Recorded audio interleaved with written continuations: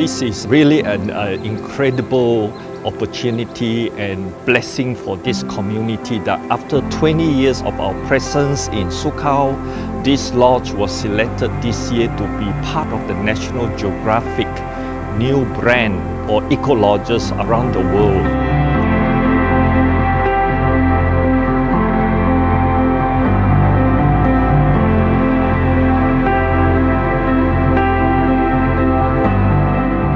Sukau Rainforest Lodge is situated in the Kinabatangan Wildlife Sanctuary, and the length of the Kinabatangan River is the longest in Sabah, around 560 kilometers.